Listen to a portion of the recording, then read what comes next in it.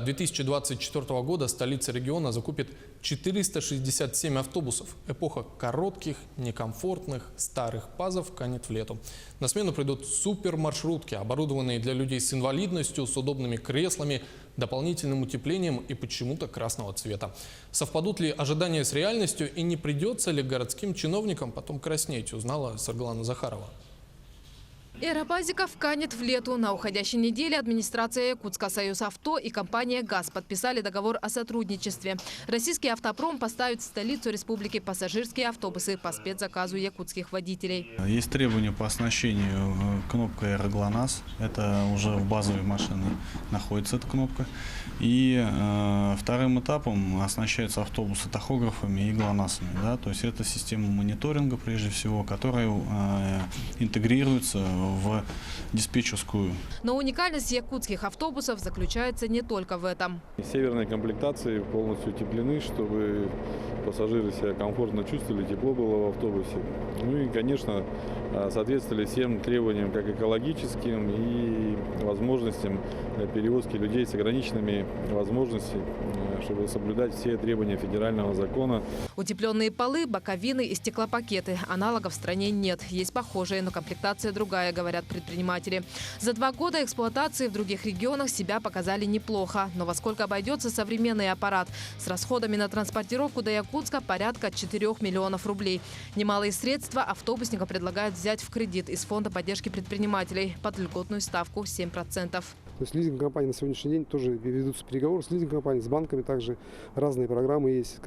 Тут и государственная поддержка немаловажную роль тоже играет. Во-первых, эти автобусы на компримированном газе, это уже экологический класс Евро-5 идет. То есть выхлоп, все это же все, мы тоже пытаемся соответствовать стандарту. На то, чтобы полностью окупить расходы, потребуется не 1 год. Но если хочешь остаться на рынке, нужно играть по правилам. Большинство водителей готовы пересесть на новый транспорт. В городе на сегодняшний день осуществляют перевозки 18 маршрутов. 18 ОШек, которые осуществляют перевозки в городе Якутске. И решили, в общем собрании решили, что каждая бригада себе возьмет, чтобы на каждом маршруте было по такому автобусу. Вроде программу неплохую разработали, под 7%, насколько я знаю.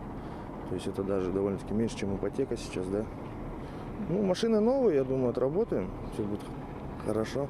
Иван Передолчин работает на городских маршрутах 7 лет. Сперва на старом ПАЗе, сейчас на обновленной версии. Однако для Якутска эти автобусы уже не подходят, считает опытный водитель. В час пик немножко не хватает. Потому что вот ЛиАЗ, если взять, мне кажется, слишком большой для нашего города. А ПАЗик немножко маленький. Такого же мнения и сами пассажиры. То, что неудобно, да, места мало, маленькие, народу много, толкаются все. Бывает то, что много народу, конечно, все равно. Грязные, конечно. Санитарии нету никакой. А куда деваться-то? Деваться нам некуда. Золотую середину для новых автобусов нашли. Пассажирские авто среднего класса с общей вместимостью 64 человека. Это почти вдвое больше, чем у ПАЗов. Тем самым они менее затратные по расходу топлива, содержания, позволят сохранить те интервалы движения, которые у нас сегодня есть, чтобы наши горожане не ждали долго автобус на морозе. Ну и, соответственно, чтобы тарифная политика, она тоже не изменилась, была доступна для передвижения по городу. Длина автобусов тоже играет не последнюю роль. ЛиАЗы, которые курсируют на междугородних маршрутах, достигают 12 метров и вмещают больше 100 человек. По загрузке неоспоримое преимущество. Однако по узким улочкам некоторых районов города им не проехать. ПАЗы чуть больше 7 метров и вместимостью 38 человек. Проходимость больше, но в час пик не протолкнуться. У среднего класса, который планирует закупить, длина 8 метров. Загрузка больше 60 пассажиров. Самый оптимальный вариант. 2 года назад в Якутске презентовали подобный автобус, но китайского производства. Цена такая же. Характеристики ничем не уступают отечественному аналогу. Но тогда пришлось бы доплачивать пошлину и доставку.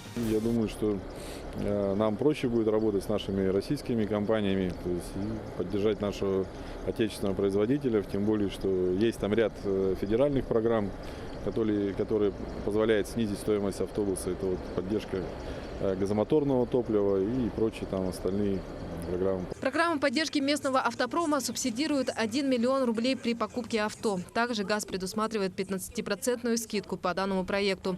Оставшиеся затраты компенсируют доходы, которые благодаря большей вместимости автобусов должны вырасти. Немаловажен и тот факт, что ездить будут автомобили на газовом топливе метане. Расход меньше, цена дешевле. Если сегодня на заправку уходит 2500 рублей в день, то с метановыми двигателями они упадут в 2 раза. Сократятся и затраты на ремонт и техническое оснащение. Саргалана Захарова, Павел Пахомов, Георгий Григорьев, Якутия. День за днем.